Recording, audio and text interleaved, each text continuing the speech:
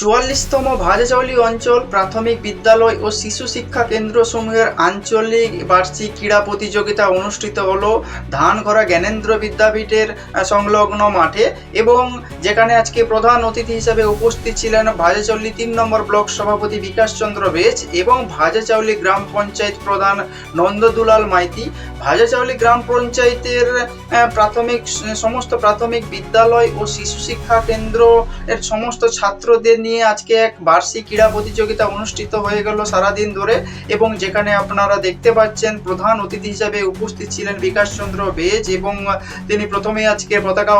উত্তোলন করেন এবং তার মধ্য দিয়ে আজকের যে বার্ষিক ক্রীড়া প্রতিযোগিতা শুরু হলো। এবং পাশে আপনারা দেখতে পাচ্ছেন ভাজাচাউলী গ্রাম পঞ্চায়েত প্রধান নন্দদুলাল মাইতিকে। এবং এই বার্ষিক ক্রীড়া প্রতিযোগিতা বা ক্রীড়া অনুষ্ঠান দেখার জন্য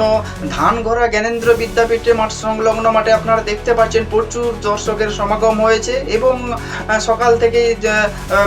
সাধারণ মানুষের মধ্যে স্থানীয় যে সাধারণ মানুষ তাদের মধ্যে একটা উত্তেজনা চরম পর্যায়ে দেখা যাচ্ছিল, যেখানে আজকের এই যে বার্ষিক ক্রীড়া প্রতিযোগিতা অনুষ্ঠিত হলো সেখানে সেটা দেখার জন্য প্রচুর মানুষ সকাল থেকে উৎসুক হয়ে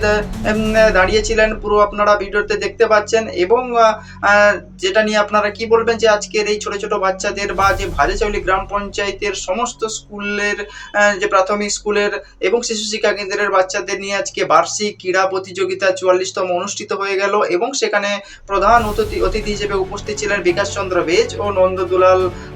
মাইতি মহাশয়। তো আপনারা কি বলবেন এইসব বিষয় নিয়ে? যদি কোনো কিছু বলতে চান তাহলে অবশ্যই কমেন্টস বক্সে কমেন্টস করবেন। আর